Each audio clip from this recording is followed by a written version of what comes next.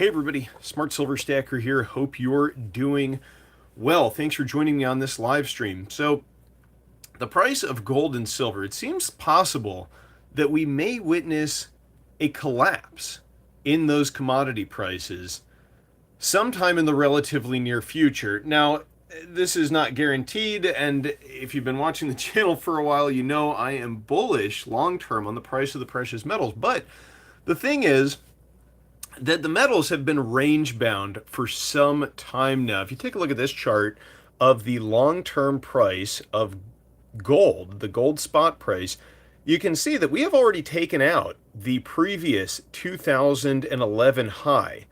Took it out back in 2020, and now we have come up against this resistance around 2060, basically the nominal all-time high. We've come up against it 3 times, and that downward sloping line there, that is the bottom of that range in which the price of gold has been trading. And I believe that we are coming to a confluence of factors which will either cause the price of gold to blow through that upward resistance and get to new nominal highs and then new real highs, or we could be about to witness an event which will cause the price to drop down at least back to that trend line, which you can see would bring us down to about $1,600 or below at this moment. And so in today's video, I want to get into some of those factors that could cause a temporary collapse in the price of gold and silver, and then how I think the markets will react and how I will play that if it occurs. I do just want to say a big thank you if you're tuning in. Remember, this is a live stream. Feel free to put any questions, comments in the chat. If I don't see them the first time around, I apologize. Feel free to repeat if I am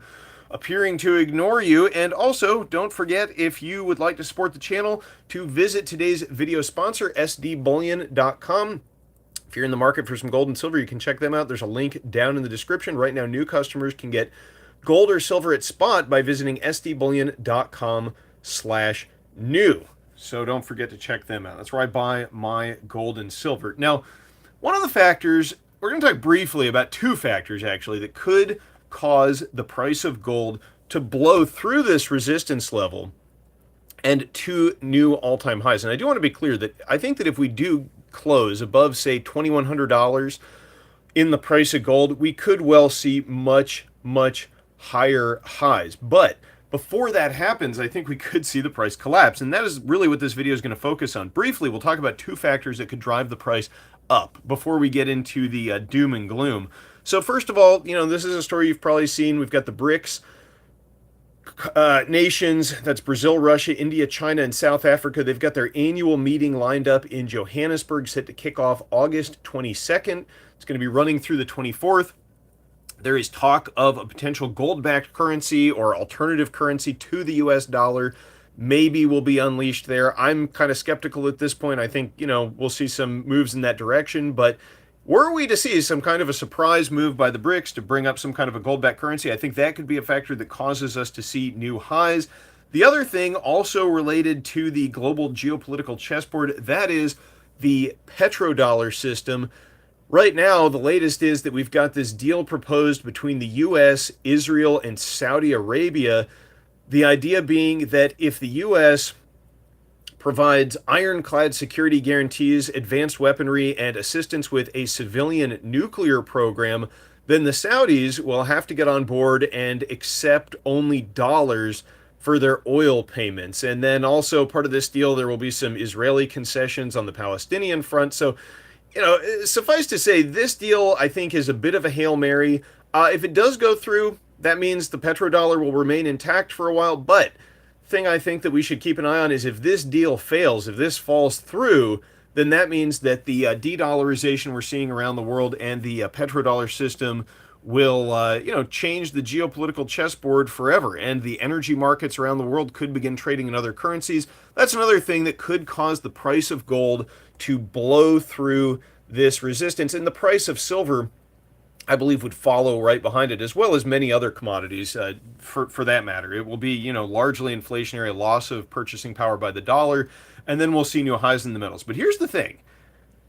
Before any of that happens, we could see a financial crisis here in the U.S. And I think that if that happens, rather than seeing a immediate upward move in the price of gold, I think that we could see the price of this stuff crash. And I think we could see the silver price affected probably even more than the gold price. Since silver is an industrial metal, it's a smaller market, it's more volatile. On the way down, it tends to underperform gold, just like on the way up, it tends to outperform gold. It's just how the markets work in the precious metals. That's why in the down markets you see an explosion in the gold to silver ratio. We'll talk more about that later. And on the way up, you see that ratio compress. So, should we see a financial crisis, I do believe that we will see the price of the metals collapse. And let's talk about what could be driving that. This is some news from last week. Moody's downgrades 10 regional banks as crisis pressures persist. This is from the Washington Post. And credit agency Moody's, they have downgraded 10 of these smaller banks. And, we've been following this banking crisis since March pretty closely on this channel. And I've said repeatedly that this crisis is not over. Already, the banks involved, the deposits exceed the total deposits at all the banks that were involved in the 2008 financial crisis. So, you hear this mentioned in the mainstream financial media, but it doesn't seem to get enough attention. And we're not done with 2023 yet, and this crisis is still ongoing. So according to Moody's, the reason they're downgrading these banks is because these banks remain vulnerable to nervous depositors, so we'll talk about that in a moment, and investors, risks from higher interest rates, which are continuing to rise, by the way, and a weakening commercial real estate market. Now let's talk about this first part here, nervous depositors and investors. Why would depositors and investors in these regional banks be nervous? Well, think about it. Think about what happened back in March. These banks failed, and all of the depositors were made whole by the FDIC. But the thing is, the FDIC still has an upward limit on its insurance. I believe it's currently $250,000 is the insured amount for an individual account. And if you're sitting in these regional banks and you have funds in excess of that insured limit, aren't you kind of nervous? I would be, because essentially the message that has been sent here by the bailout that was performed for these depositors is, well, there's no guarantee that your deposits will be made whole. We have to assess how much systemic risk this bank poses. And if you're not deemed important enough systemically for the banking and financial system, then you're not going to be made whole. So there are no guarantees for depositors over the FDIC limits. So they have got to be thinking, why not just pull my money out of these regional banks and put it into one of the larger, more well-capitalized competitors, the JP Morgans of the world, the Bank of Americas, the ones who guaranteed are too big to fail and absolutely will get a bailout if there is some kind of a bank run. So this is a huge problem for these regional banks. Also, they mention risks from higher interest rates. Now, that's the thing that got this whole crisis underway in the first place, is rising interest rates. We have all this inflation created by massive deficit spending in Washington, years of quantitative easing and artificially low rates. And here the Fed comes in and says, oh, we're just going to begin hiking rates in this massively over-leveraged economy. And the problem is, all of these banks have huge amounts of low-yielding debt on their books. They've got all these U.S. treasuries with extremely low yields that they picked up when interest rates were so low. Now that rates are going up, if they are forced to sell those to raise capital because, say, depositors are withdrawing funds, they're going to realize a huge loss. That's what happened at Silicon Valley Bank. This is the headline from Fortune from back in March 23rd. U.S. banks sitting on $1.7 trillion in unrealized losses. Now, keep in mind, interest rates have continued to rise since March, so that $1.7 trillion in unrealized losses is undoubtedly higher today than it was then. And as long as interest rates continue to move up, and they're going to need to, because look at inflation, the latest inflation report, headline CPI ticking back up 3.2%. Core CPI still 4.7%, still very high. So the Fed either has to give up its inflation fight and let hyperinflation occur, or they've got to keep cranking up rates. And that's going to mean more and more pain for these banks. The higher interest rates go, the larger these unrealized losses are going to become. And $1.7 trillion dollars is already pretty massive. That's pretty darn massive. If the Fed were forced to, say, recapitalize these banks and buy up all these troubled treasuries, well, what's that going to put the Fed balance sheet at? They're trying to get it down to 8 trillion. I've been saying for some time now that I think that they'll hit 10 trillion on the Fed balance sheet before they get anywhere near 8. And if these banks begin to fail and they're forced to come into the market and monetize this stuff, it's a huge, huge expansion of the Fed balance sheet. But these losses are a tremendous risk in this system. And the final thing, the commercial real estate exposure. Look at this report from S&P. This is from back in May, titled CRE Loan Delinquency Rate at U.S. Banks Rises Sharply. And the thing I really want to draw your attention to from this report is the number of banks with commercial real estate exposure. And according to this report from S&P Global, 576 U.S. banks exceeded regulatory guidance on commercial real estate loan concentration by the end of the first quarter of this year. And that's a 30% increase year over year. So this is a ticking time bomb. These commercial real estate exposures in these regional banks could prove to be a tremendous problem. And all of this is kind of summed up in this report that was published today, in which Fitch is the credit agency that just downgraded the U.S. credit rating. They're saying that they may be forced to downgrade dozens of banks, including J.P. Morgan.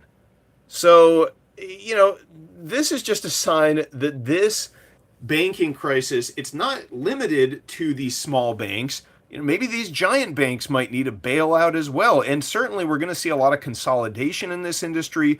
And we very well could see a financial crisis in the banking sector in the U.S.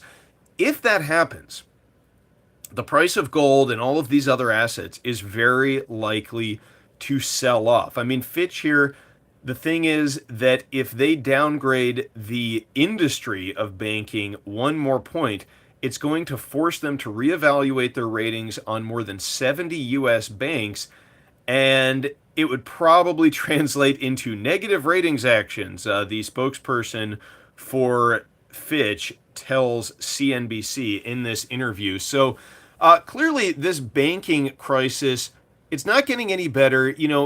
Creating the Bank Term Funding Program, that was the program in which the Fed took some of these troubled loans as collateral, or troubled assets as collateral for loans to these troubled institutions. It's sort of just like a Band-Aid on a gunshot wound kind of solution.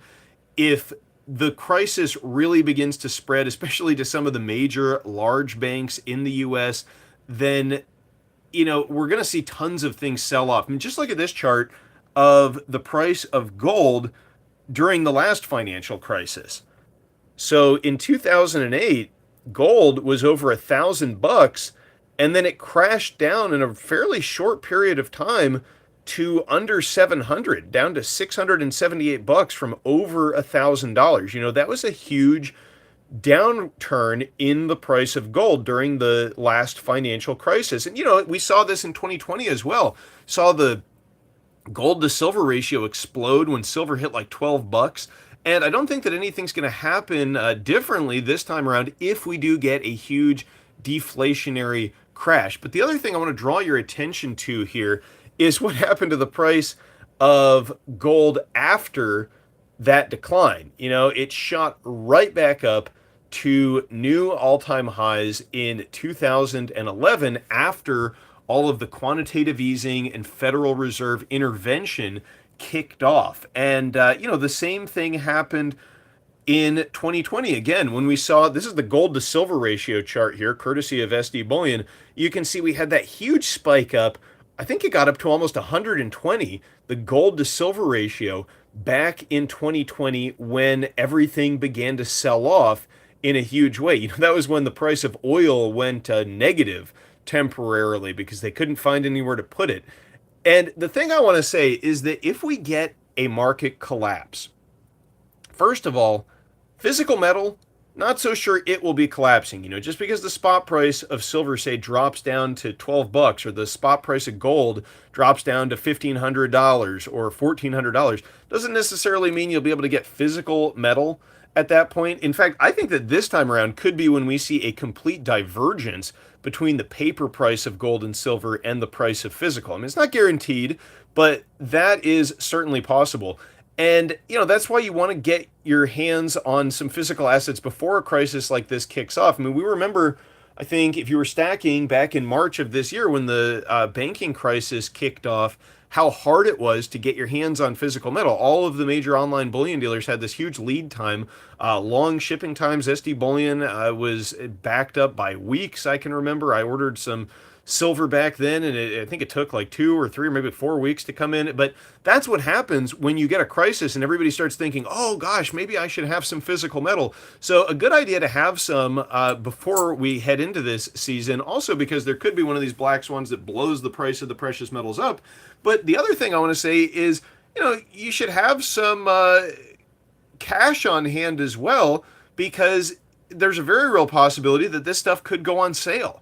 And one of the things, now, none of this is financial advice. I got to say that here first. But, if we were to see, say, the gold to silver ratio pop up back above 100, 100 is basically the historical high that this ratio almost never goes over. So it was a really unusual thing in 2020. And that was a screaming buy signal, by the way, when the gold to silver ratio hit 120, to get into gold or silver, but especially silver. I mean, silver had a huge recovery off of those lows. And, if we do see this collapse, and let's say you can get some physical metal for not a huge premium, if people are selling the physical stuff, throwing out the baby with the bathwater, it will be time to back up the truck, at least for me, if we see a return to gold to silver extremes in that ratio. That would be probably the number one indicator I would be looking at. And if we see it touch above, 115, 120 again, I'll probably just be going all in metal. Who knows? I might even take up some speculative positions at extreme levels like that in assets like the SLV, with some leverage, maybe buy some call options or something like that. I mean, I don't know. That's certainly not for everybody, but it's just that if, you see the gold to silver ratio return to a high number like that in the event of a market crash, then I think it will be a screaming buy signal, because it's virtually guaranteed that if we do get a recessionary collapse here in the US, that the Fed is going to move in, monetize however much debt it needs to kick the can down the road and keep the system running, reinflate the bubbles. And when that happens, the price of gold and silver are going to absolutely explode. I've got Matthew A in the chat here say, finally catching a live one. Yeah, thanks for tuning in, everybody. By the way, if you're enjoying this video, please do smash that like button. But there's a lot of reasons that the Fed is going to have to move in and intervene here in this type of an environment. One of them is that the interest on the debt is exploding. If we get a massive recession, then that means tax revenues are going to decline precipitously. So you tell me, if we get a recession, if we get a collapse, do you think that the federal government is going to say, oh, let's slash spending and rein in spending because our tax revenues are going down? Or do you think that they're going to launch massive government spending programs to, quote unquote, revitalize the economy and trigger an economic revitalization? I mean, I think we all know the answer to this. This kind of government, they don't let a good crisis go to waste. They will use any economic crisis as an opportunity to launch whatever kind of harebrained schemes they want to, whether it be CBDCs or universal basic income or social credit scores or, what have you. And, never mind that this may be occurring against a backdrop of, nascent World War III, which means we're probably heading to more, authoritarian controls on the economy anyway. But I think that in that kind of a scenario, the only thing you're really going to be able to trust is yourself and, hard assets without counterparty risk. If we start seeing banks being nationalized or, some kind of huge stimulus programs run by the Fed, if you get digital dollars, sent to your wallet to stimulate critical industries or, who knows what they're going to cook up. I won't want to be holding fiat dollars. I'd want to be holding gold and silver, the kind of money that has been around for thousands of years, seeing the rise and fall of empires and never gone to zero. Amazing in all that time, despite the fact that all of these fiat currencies, time and time again have just been utterly destroyed and eviscerated in their purchasing power by, out of control government spending. Um, it's incredible, that this time around, we're what, like 50 some odd years in? I think 52 years. Today might actually be the anniversary. I saw someone post a meme of the Nixon administration taking the U.S. off the gold standard and ending dollar convertibility into gold, ending the Bretton Woods system. And, that's a pretty long time for a fiat currency system, but everybody thinks that this time it's different, and here's a heads up for you if you're kind of on the fence about this sort of thing. Everybody in every collapsing empire throughout history always thought it was different that time. And just because Jerome Powell and President Biden tell us that the banking system in the U.S. is strong, and Janet Yellen comes out and does a song and dance about how everything's well capitalized and everything's safe, listen, this system could be burning to the ground around you, and the establishment and the powers that be will never admit it. They will never acknowledge it. You'll see hyperinflation in this country, and I guarantee you will see the mainstream media touting the idea that hyperinflation is great because everybody's house is now worth $1 million. I mean, mark my word, you will see that sort of thing in this country in the future. And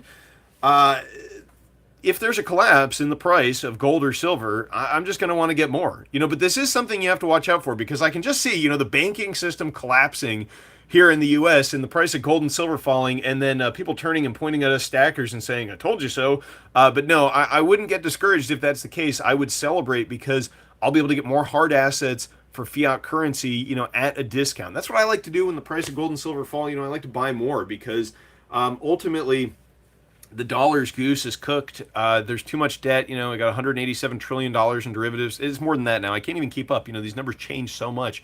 You got $32.7 trillion in debt now, and the U.S. national deficit. If you look at the latest Treasury report, I think the year-to-date deficit is something like 170% higher than it was 1 year ago. So that's obviously not sustainable. Everybody thinks that you can just do this sort of thing indefinitely because they've been brainwashed by Keynesian economists, modern monetary theory. It's all a bunch of nonsense. This has happened before. Yes, the dollar for now, it's the world reserve currency. That's the sort of thing that, falls apart slowly at first and then all at once. And I'm not saying the dollar's going anywhere. It's probably going to be around for a while, but that doesn't mean that it's going to retain its purchasing power. I mean, it's incredible. If you go and you plug in, I think in the U.S., the inflation calculator, who is it that reports that? The BLS. They have an inflation calculator on their website. If you put in $100,000 from January of 2020, today, in order to have the same purchasing power, 3.5 years later, you would have to have $118,000. And that's according to the official numbers, which vastly understate the real loss of purchasing power. But even according to the official numbers, that is an enormous loss in purchasing power to inflation, and more of that is coming. But we might see a systemic collapse before then. It's hard to say. Will we see stagflation? Will we see a hyperinflationary collapse? Will we see just a good old-fashioned depression? I'm not sure. There's a lot of conflicting factors at work here, but until the free market is allowed to do what it needs to do, until we get our market setting the interest rate, the price of money in the economy, until we get a government that balances its budget and doesn't just run these enormous, massive deficits and paper over any kind of recession, not allowing the free market to do what it's supposed to do with a downward cycle and, eliminate bad debts and clear out inefficient actors. No, instead, the most inefficient businesses are rewarded. Loans are offered. We get zombie corporations. We get massive levels of debt. And again, this is right out of the historical playbook. This is not the first time this has happened, but it is the biggest scale financial disaster, I think, in human history. I mean, these markets have gotten leveraged up to a degree that I don't think has ever happened in human history before. So we are living through history here, folks. It's going to be a very bumpy ride over the next decade, I think, especially in the West. If you're lower down on the economic rung on the globe, I think you have a shorter distance to fall. And I think we're in for a rude awakening here as far as, what'll be playing out with the economy. It's unfortunate, but hopefully eventually we'll see the forces of free market economy come back and bring some prosperity to us. But until that time, I'm going to be trusting gold and silver. So I do appreciate everybody who tuned in tonight. Thank you all for watching. Don't forget to like, comment, subscribe, share with your friends if you want to give them some idea of what may be coming down the pipe as far as the economy. Give them a heads up, give them a chance to get into some hard assets. At least then you can say, hey, I warned you. Don't say I didn't warn you, folks. So anyway, thanks for watching, everybody. I really do appreciate it. You're all great audience. Love the comments, and I will catch all of you next time. Stay safe and happy stacking, everyone. Smart Silver Stacker, out.